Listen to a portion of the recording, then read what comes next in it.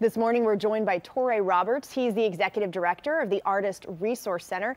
He's here to tell us about his new book, Purpose Awakening: Discover the Epic Idea That Motivated Your Birth. Welcome to the show. Thank you so much. So, Touré, this is sort of an inspiring book. Is that kind of an empowering book?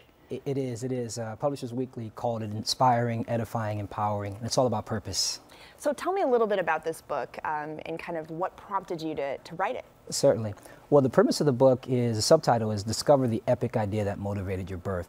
And the concept is that every life began as a brilliant thought. And so finding purpose is about being awakened to that thought.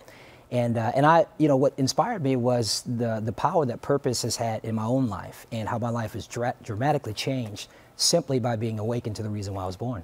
And you were telling me this is 11 years sort of your experiences compacted into this one book.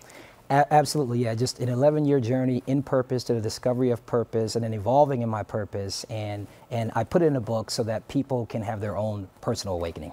And how do you think people kind of get distracted from that purpose? I think that people get sidetracked by making a living. They put career before calling. It's all about making money, and they miss the fulfillment that comes when you find your purpose. And so I think that you get distracted trying to survive or trying to make it, and next thing you know, you're 90 years old and you haven't lived a fulfilled life by finding out why you're here. Especially in the U.S. and especially in Los Angeles, I'm sure that's even more true. People just driving to get to work.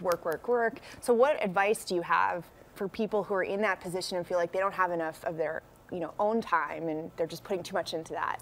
Well, no one at the end of their life wishes that they had worked more or wishes that they had, spent more hours at the office. They usually wish that they had lived. They usually wish that they had traveled and really found out what was in them. So I would just encourage people to have a little bit of faith and just to believe that if the birds of the air are taken care of, you don't see birds stressing out, then you don't have to stress out, and really just to really press in and figure out the deeper meanings to life. They say some of the most successful people learn to say no a lot. Is that kind of true in what you're saying? Or? Absolutely. No is one of my favorite. I love no now, right? I just say no, because if you make yourself available to one thing, you're unavailable to another. And so saying no frees you up for the things that really matter to you.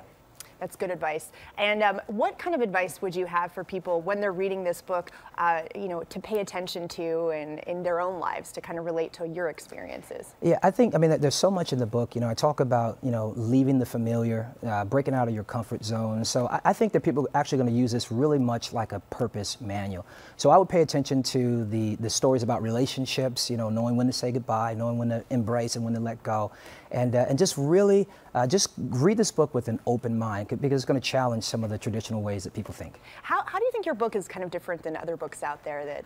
Yeah, most books about purpose really just sell you on the fact that you have a purpose. My book does that in the first 3 chapters. The rest is about really discovering what yours is and how to position yourself to truly have your own awakening. So it is a practical application. You will find your purpose as you read this book. Oh, thank you so much, Touré. So we'll say no and we'll read your book. Yes. Yeah. Once again, the book is Purpose Awakening: Discover the Epic Idea That Motivated Your Birth. If you would like more information about the book, just go to our website, KCAL9.com, and click Seen on TV.